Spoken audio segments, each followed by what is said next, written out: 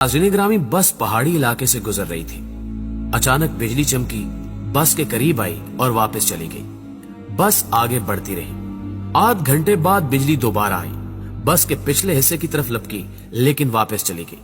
बस आगे बढ़ती रही। बिजली एक बार फिर आई और वो इस बार दाईं साइड पर हमला आवर हुई, लेकिन तीसरी बार भी वापस लौट गई। ड्राइवर समझदार था, उसने गाड़ी रोकी और ऊंची आवाज में बोला, भाइयों, बस में कोई गुनाहगार सवार है। ये बिजली उसे तलाश कर रही है। हमने अगर उसे न उतारा तो हम सब मारे जाएंगे।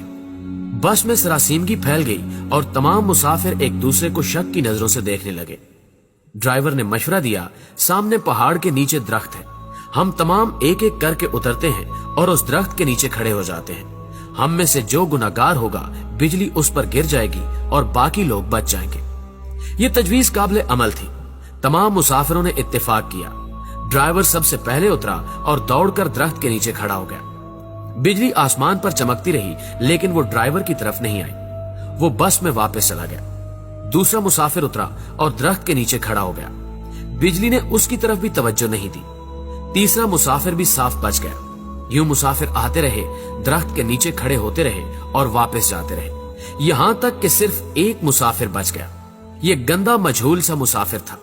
कंडक्टर ने उसे तरस खाकर बस में सवार कर लिया था। मुसाफिरों ने उसे बुरा भला कहना शुरू कर दिया। लोगों का कहना था कि हम तुम्हारी वजह से मौत के मुंह पर बैठे हैं, तुम फौरन बस से उतर जाओ।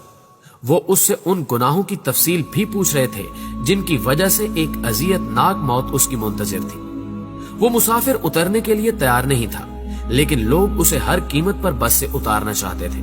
मुसाफिरों ने पहले उसे बुरा भला कहकर उतरने का हुक्म दिया, फिर उसे प्यार से समझाया और आखिर में घसीट कर उतारने लगे। वो कभी किसी सीट की पुष्ट पकड़ लेता था, कभी किसी राड के साथ लिपट जाता और कभी दरवाजे को जप्फा मार लेता, लेकिन लोग बाज ना आए। उन्होंने उसे जबरदस्ती घसीट कर उतार दिया। ड्राइवर ने बस चला दी। बस जो ही गुनाहगार से चंद मीटर आगे गई, धाड़ की आवाज आई, बिजली बस पर गिरी और तमाम मुसाफिर चंद लम्हों में जलकर भस्म हो गए। वो गुनहगार मुसाफिर 2 घंटों से मुसाफिरों की जान बचा रहा था।